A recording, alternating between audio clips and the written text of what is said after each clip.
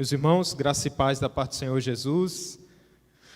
Para você que está em casa, vamos ter a oportunidade agora de meditarmos, né? Temos a oportunidade de ouvirmos a palavra, de ver a palavra do Senhor. Eu convido você a abrir sua Bíblia, livro de Marcos, capítulo 5.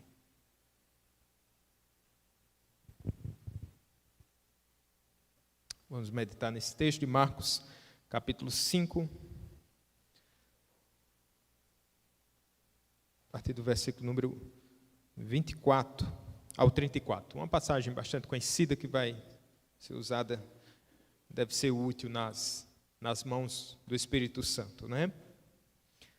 Diz assim: grande multidão seguia comprimindo. Aconteceu que certa mulher que havia 12 anos vinha sofrendo de uma hemorragia e muito padecera à mão de vários médicos, tendo despendido tudo quanto possuía, sem contudo nada aproveitar. Antes, pelo contrário, indo a pior. Tendo ouvido a fama de Jesus, vindo por trás dele, por entre a multidão, tocou-lhe a veste, porque dizia: se eu apenas lhe tocar as vestes, eu ficarei curada. E logo se lhe estancou a hemorragia, e sentiu no corpo estar curada do seu flagelo. Jesus, reconhecendo imediatamente que dele saíra poder, virando-se no meio da multidão, perguntou: quem me tocou nas vestes? Responderam-lhe seus discípulos: vês que a multidão te aperta e dizes: quem me tocou? Ele, porém, olhava ao redor para ver quem fizera isto. Então, a mulher, atemorizada e tremendo, cônscia do que nela se operara, veio, prostrou-se diante dele e declarou-lhe toda a verdade. E ele lhe disse: filha, a tua fé te salvou. Vai-te em paz e fica livre do teu mal. Vamos orar, meus irmãos. Nosso Deus, nossa confiança está em Ti, Senhor Deus. Por isso nós estamos aqui, nessa reunião de oração. Por isso cremos que há irmãos em seus lares que dedicaram e têm dedicado esse tempo à oração também, Pai. Que o Senhor nos instrua e nos abençoe nesse momento tão precioso, Pai, que não deve ser negociado por nenhum crente, Pai, que é o momento de orar, que é o momento de ouvir Tua palavra, Pai. O Senhor usa essas coisas tão simples, com tanta graça, Pai, para nos sustentar, para nos guiar, para nos abençoar. Que o Senhor possa desvendar os olhos do nosso coração, Pai, para que possamos ver as maravilhas da Tua glória, revelada na Tua palavra, por meio do Teu Filho Jesus. Amém. Meus irmãos, estamos aqui numa passagem que eu já falei para vocês, muito conhecida, não é? De uma mulher que há 12 anos sofria com fluxo de sangue. É interessante que esse milagre do Senhor Jesus Cristo, dessa passagem, ela está inserida dentro de outro milagre, como se fosse uma espécie de sanduíche. Havia situações distintas. Aqui nós vamos ver, junto dessa mesma narrativa, o pedido de Jairo, um dos principais da sinagoga, ainda no capítulo 5 de Marcos. E Jairo tinha 12 anos de alegria que estava chegando ao fim, humanamente falando, que era a sua filha, né? Que estava precisando desse milagre. E 12 anos agora dessa mulher que estava sofrendo. Então era alguém com 12 anos de alegria chegando ao fim e outra mulher que já havia 12 anos em sofrimento com fluxo de sangue. E o Senhor vai operar de maneira graciosa, de maneira maravilhosa. Eu queria que você atentasse para essa passagem que nós acabamos de ler, falando dessa mulher enferma. A primeira coisa que eu queria mostrar para vocês essa noite, sobre essa mulher que tem a iniciativa, eu vou mostrar, o texto vai nos mostrar que ela tem a iniciativa, mas nós bem sabemos que é o próprio Deus que põe essa iniciativa, porque a fé vem do próprio Deus, é Ele que faz nascer, Ele que faz gerar no coração. Eu quero ver uma primeira coisa com vocês nesse texto, que buscar a Cristo é uma prova de impotência. Veja, essa era uma mulher que estava debilitada há mais de uma década, sofrendo com fluxo de sangue e assim sofrendo um afastamento, uma privação religiosa e social. Religiosa porque ela estava afastada da adoração, porque ela é tida como uma mulher impura. Se nós olharmos lá em Levítico, no capítulo 15, nós vamos ver que essa era a mulher que tinha, estava no seu período de fluxo de sangue, no seu período menstrual, ela deveria ficar pelo menos durante alguns dias afastada. E outra coisa, tudo aquilo que ela tocava era considerado impuro. Perceba que drama essa mulher estava vivendo. Tudo que ela tocava era visto como imundo. A cama que ela dormia, a cadeira que ela se sentava, as coisas que ela usava, as roupas que ela vestia, tudo mais que ela tocava. As pessoas que ela tocava, essas mesmas pessoas passavam um dia sendo considerada impura. Então veja a calamidade, essa privação que essa mulher estava passando. Sem contar, e assim a gente pode pensar num preconceito social, pessoas que viam aquela mulher e não queriam mais andar perto dela. Essa mulher ela era uma mulher falida porque ela gastara todos os seus recursos de médico em médico, de solução em solução, de remédio em remédio, e até então nada tinha dado solução, nada tinha se apresentado como eficaz para curá-la. O que acontece? Que o seu drama ia passando. Não sabemos ao certo se ela passara 12 anos de maneira ininterrupta com esse fluxo de sangue, ou de época em época, de tempo em tempo, ela era cometida por esse fluxo. Mas o fato é que, somado tudo, já fazia mais de uma década de sofrimento. Vocês conseguem mensurar isso? Nós estamos em 2021, imaginemos só, estamos com um ano e tantos meses de pandemia, imaginemos 12 anos de pandemia. Imaginemos uma pessoa que está há 12 anos vivendo no hospital, há 12 anos passando por um tratamento rigoroso e sem ver solução. E não é somente sem ver solução, mas é apresentando um quadro cada vez pior. Não é um quadro que você diz assim, ela está estável.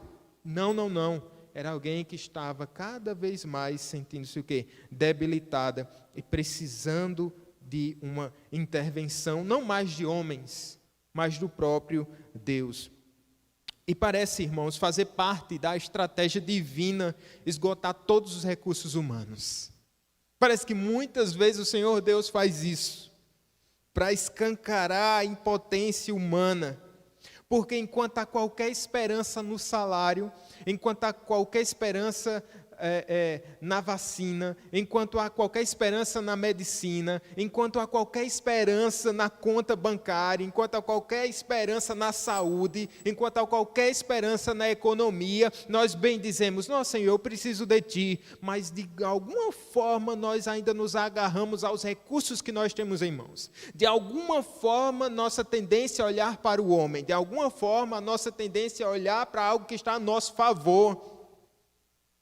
E, de certa forma, isso faz com que a gente olhe para Deus assim, o Senhor é um segundo plano. Eu tenho aqui algo garantido, mas eu vou orar.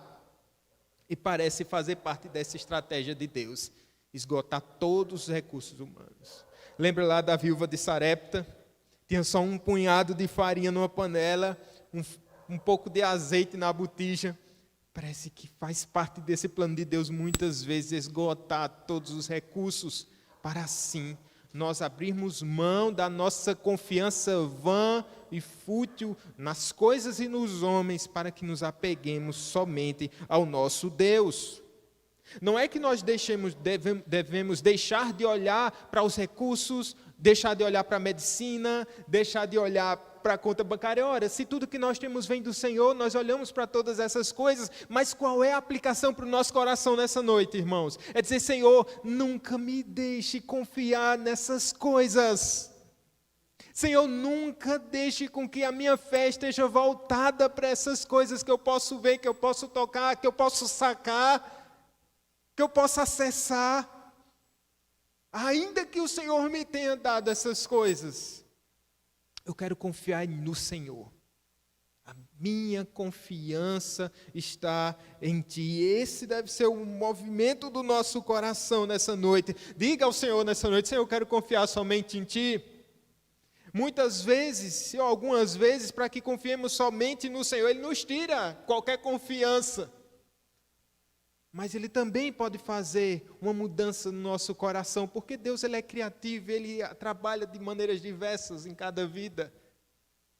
Às vezes é o nosso olhar agora que não fica tão aguçado para as coisas que temos, mas olhamos para o Senhor com contemplação, sabemos da sua glória, sabemos da sua majestade. Senhor, eu quero confiar somente em Ti. Primeira coisa, buscar o Senhor, buscar a Cristo é uma prova de falência. E nós estamos aqui porque somos falidos, porque não podemos por nossas próprias forças, e graças a Deus por isso.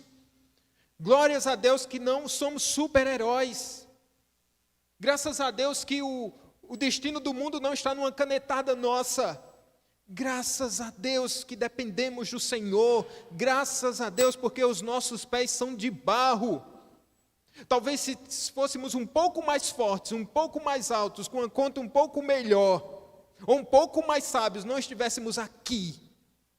Mas foi do agrado do Senhor minar as nossas forças, para que a nossa confiança, irmãos, não repousasse sobre homens, mas sobre no Deus de toda glória. Buscar a Deus é uma prova de falência, mas foi o Senhor Deus que nos fez assim, para que a gente busque a sua face, para que a gente chegue em humildade diante do Deus de toda glória, dizendo assim: eu preciso de Ti, Senhor. Mas uma segunda coisa, meus irmãos, buscar a Cristo é um exercício de fé. A gente pode olhar para essa mulher e dizer assim: olha, ela não tinha o que perder, porque tudo que ela tinha de perder já tinha perdido. Então ela podia dizer assim: vamos para o tudo ou nada agora. Não resta mais nada a fazer. Como é que alguém que está doente, que já provou de todos os tratamentos, e que alguém diz: mulher, tu já tomou um chá, não sei das quantas lá. Não tomei não, você nem tem tanta fé nessas coisas. Mas disse: deixa eu fazer um chazinho para ver. Mas não foi isso. Ela foi ao encontro de Jesus porque ela cria em Cristo. Olha o texto. Olha o que diz o verso 27. Tendo ouvido a fama de Jesus, vindo por trás dele, por entre a multidão, tocou-lhe a veste. Então, primeira coisa, tendo ouvido a fama de Jesus. Vamos conjecturar aqui. Eu vou pegar outro texto para fortalecer, dizendo que a fé vem pelo ouvir a palavra de Deus. Ela tinha ouvido falar acerca de Jesus. E no verso 28 diz assim: porque dizia: se eu apenas lhe tocar as vestes, ficarei curada. Não foi alguém que disse para ela, perceba, não foi alguém que disse: se Jesus, já ouviu falar de Jesus, toca nele que você vai ser curada. Não, parece que foi um próprio exercício do seu coração, dizendo assim: eu vou até Jesus Cristo. E ela dizia consigo mesma: se eu apenas tocar as vestes, eu vou ficar curada. Isso é fé. A fé, como a Bíblia diz, sem ela é impossível agradar a Deus. Porque é necessário que aquele que se aproxima de Deus creia que Ele existe. Uma pessoa que toca Jesus por fé, ela é mais valorizada do que uma própria multidão que somente assiste. É mais valorizado do que uma plateia. Por que perceber esse texto? Olha o que diz o verso 24. Grande multidão seguia, fazendo o quê? Comprimindo, interrompendo o espaço dele, estava ali toda aquela multidão, mas a ênfase do texto recai sobre uma pobre e simples mulher, despercebida aos olhos humanos, que agiu por fé, crendo em Cristo Jesus. E aqui a gente não precisa olhar ou pensar no tamanho da fé dessa mulher, mas na qualidade da fé dessa mulher. É diferente. Porque você pode estar aqui nessa noite dizendo assim: eu não sou uma pessoa de grande fé. Minha fé não é tão grande assim. Então venha para a fila também. Somos pessoas de pequena fé. O que está se medindo aqui não é o tamanho da fé, mas é a qualidade da fé. Aquela que o tamanho da fé faz a gente olhar para o indivíduo. Essa pessoa tem uma grande fé, mas a qualidade da fé nos faz olhar para onde o indivíduo olhou e para quem ele olhou. E para quem ela olhou? Ela olhou para Jesus Cristo. Não é fé. Tantas pessoas nesse mundo têm fé Não é a fé pela fé, eu tenho fé na fé. Não existe isso, não é o fideísmo.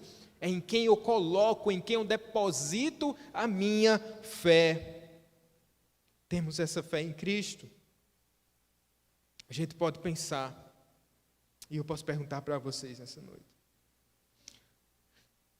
Talvez você esteja se indagando acerca da sua fé. Sua pessoa, uma fé tão pequena. E a gente fica tão triste, tão decepcionado, né? A gente percebe, minha fé é tão pequena, que eu olho, esse Deus é tão grande. Mas veja, ainda que você tenha uma pequena fé, mas se ela for depositada em Cristo Jesus, ela é suficiente, meu irmão. Que na sua pequena fé você possa ver esse grande Deus, que é o nosso Senhor. Deus é grande. Eu sei que o nosso Deus é grande, e Ele pode fazer até mesmo aquilo que não pensamos, e muitas vezes até aquilo que nós nem cremos, porque Ele faz independentemente se cremos ou não, Ele continua sendo Deus. Meu Pai, se Deus só tivesse feito coisas na minha vida, aquilo que eu cresce, teria sido tão pouco. Mas o Senhor, Ele continua grande, mesmo quando a nossa fé diminui. Ele continua poderoso. Então, esse é um segundo ponto que eu quero mostrar para vocês. Buscar a Cristo é um exercício de fé. Em terceiro e último lugar, buscar a Cristo é receber o seu favor. Olha que bênção maravilhosa. Olha o verso 31. Jesus, reconhecendo imediatamente que dele saíra poder, perceba que a mulher foi ter com Jesus, adentrou-se lá no meio da multidão, e aí ela toca as vestes do Senhor Jesus Cristo, e o Senhor Jesus sente que dele sai virtude, sai poder, e ele reconhece imediatamente que saiu poder. Virando-se no meio da multidão, eu estou lendo o verso 31, perguntou, quem me tocou nas vestes? Aí os discípulos responderam, vês que a multidão te aperta e diz, quem me tocou? Ele, porém, olhava ao redor para ver quem fizera isto. Então a mulher atemorizada, tremendo, cônscia do que nela se operara, veio, prostrou-se diante dele e declarou-lhe toda a verdade. Diz esse texto que a mulher estava com medo. E esse medo, né, a própria Escritura vai revelar aqui que pode ter sido causado por esse temor reverente. Mas é uma segunda razão. Esse medo poderia ter sido provocado nessa mulher ao saber que por Jesus poder se ofender, ter se ofendido. Porque se ela toca no Senhor Jesus, Jesus poderia se sentir ali que ela tinha transmitido essa impureza para ele. Como ninguém queria ser tocada por essa mulher. Todo mundo queria ser tocado por Jesus, todo mundo queria tocar em Jesus. Mas ninguém queria toque dessa mulher, não. Porque ela era impura. Poderia ter sido causado por isso, esse temor dela. Mas sabe de uma coisa? Jesus Cristo era o único dentre aquela multidão que não ficaria impuro ao ser tocado por essa mulher. E Jesus Cristo era o único também dentre essa multidão que tinha o poder de purificar essa mulher. Só Ele, só o Filho de Deus tinha esse poder de purificar. Essa mulher vai embora, tentando se sair, se escapar discretamente. A missão dela tinha sido bem sucedida até então. Tocou, já sentiu, né? Uma ação extraordinária. E se retira, diz, levei a minha bênção. Mas aqui Jesus, começa a procurar. Onde está? Alguém me tocou aqui. E os discípulos vão tentar repreender Jesus. Jesus, tem uma multidão aí te tocando. Todo mundo quer tocar as tuas vestes. Todo mundo quer uma bênção. O Senhor vem perguntar isso. Mas o Senhor insiste. Alguém me tocou. Sabe por quê? Porque Jesus ele não queria somente passar essa imagem de ser um curandeiro para aquela mulher. Porque, na verdade, todos os milagres de Jesus, ele tinha um propósito. Confirmar que ele era o Filho de Deus. Todos os milagres, todas as operações do Senhor Jesus Cristo tinham esse propósito, de ratificar que ele era o Filho de Deus, que era poderoso, e o seu ministério, que ele veio para salvar, e que ele tinha poder sobre a morte, sobre os demônios, também tinha poder sobre as doenças. Todos os milagres dele tinham esse propósito, esse caráter de mostrar que ele era o Filho de Deus. Mulher, ele a procura e anota e a vê. O milagre nunca foi um fim em si mesmo. É tão pobre quando nós pensamos que o milagre é um fim em si mesmo. Tantas pessoas saem assim, né? Levantam ministérios somente sobre os milagres que Jesus faz, na carne, no físico. Isso é uma grande obra, é um grande milagre? É sim. Mas eles deixam de atentar para o maior milagre, para a maior operação, que neste caso já tinha sido operada nessa mulher, que era a fé em Jesus Cristo, e que é somente aqui declarada. Quando a mulher vai ter com Jesus, ela já cria em Jesus. E ela é declarada no momento que Jesus, cadê você? E ela se revela, trêmula ali em meio à multidão. E esse foi um sofrimento que valeu a pena para essa mulher. Deus pode usar os médicos, os meios imediatos, ou seja, os meios através dos quais o Senhor quer alcançar um fim, para operar um milagre. Mas Ele também, como eu tenho falado para os irmãos, pode fazer com que o bisturi não resolva, nenhum meio humano traga solução, nenhuma forma possa trazer esperança para fazer com que a gente se apegue a Ele, com o propósito somente que a gente venha ter com Ele. Então aí nós percebemos que, na verdade, o Senhor permite na nossa vida, muitas vezes, a calamidade, a enfermidade, a dificuldade, a crise, a tristeza, para quê? Somente para que a gente volte a tocar nas vestes do nosso Salvador. Ele faz isso porque nos ama e que se preocupa conosco. Irmãos, para encerrar, nossa meditação é bem breve. Oração não é só pedir, se nós pensarmos em oração, né? Mas é pedir com fé. Não estamos aqui somente cumprindo um protocolo. Já que tem, eu vou lá. Já que tem, a Bíblia diz que eu tenho que orar, eu vou orar. Em meio à multidão, todo mundo seguia Jesus em meio à multidão, mas havia algo diferente. As pessoas que criam verdadeiramente no Senhor Jesus Cristo. Não é a fé que vai mudar a situação, mas o exercício dela é para o nosso bem. Porque, afinal de contas, Deus quer que participemos do seu milagre.